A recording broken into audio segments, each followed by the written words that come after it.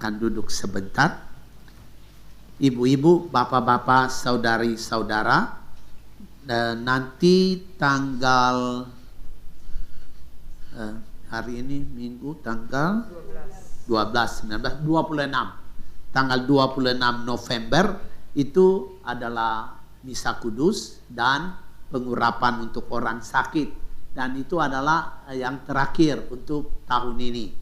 Jadi tanggal 26 November kita merayakan Misa Kudus dan sakramen pengurapan untuk orang-orang sakit, para lansia, dan itu menjadi pengurapan terakhir pada bulan tahun 2023. Nanti kita akan mulai lagi sakramen pengurapan di dalam Misa Kudus itu pada bulan Februari, akhir dari Februari baru kita akan mulai lagi dengan pengurapan itu.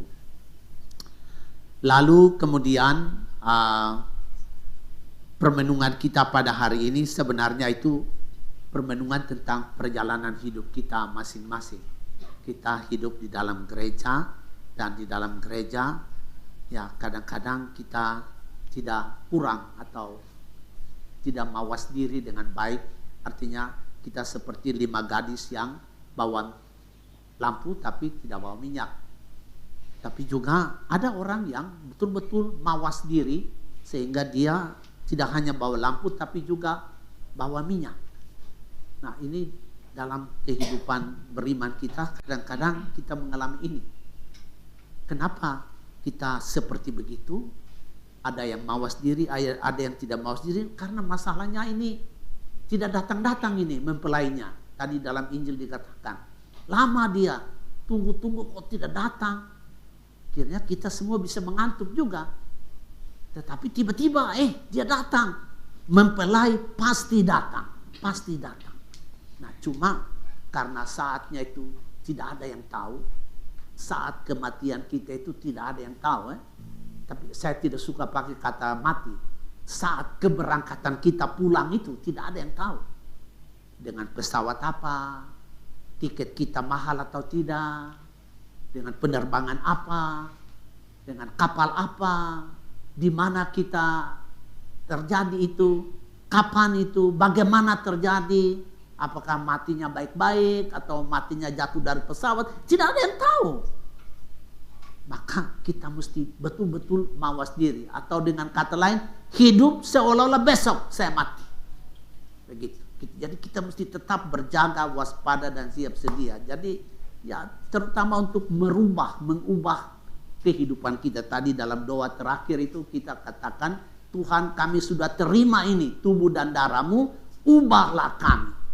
Nah, umpamanya kalau kita hidup sebagai orang beriman, tetapi kebiasaan kita terus marah-marah, contoh ya, marah-marah, ya berarti kita ini tidak mawas diri ini. Karena orang marah tidak bisa ada di surga. Di surga itu hanya orang yang tertawa melulu, karena bahagia. Tidak ada yang marah-marah di surga. Nah, jadi kita mesti mawas diri, jadi harus berubah. Nah, kalau kita orang yang sedih terus, ngomel terus, bersungut-sungut terus, ya namanya juga kita tidak mawas diri juga. Karena di surga tidak ada orang yang ngomel, tidak ada yang bersungut-sungut. AC di sana nggak pernah mati, listrik nggak pernah mati, semuanya bahagia saja. Jadi kita mawas diri supaya betul-betul kita jadi orang bijaksana. Pada saatnya tiba, kita bisa katakan seperti Simeon dalam kitab suci, Tuhan, sekarang saya berani pulang dengan damai sejahtera karena saya sudah lihat Engkau punya keselamatan.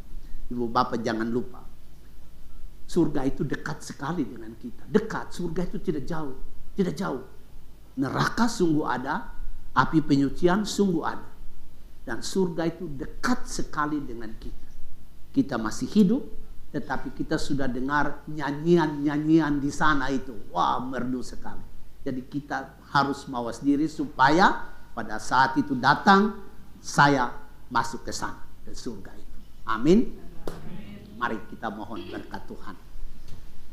Tuhan bersamamu dan bersama rohmu, semoga kita sekalian diberkati dan dilindungi oleh Allah yang Maha Kuasa, Bapa dan Putera dan Roh Kudus. Amin.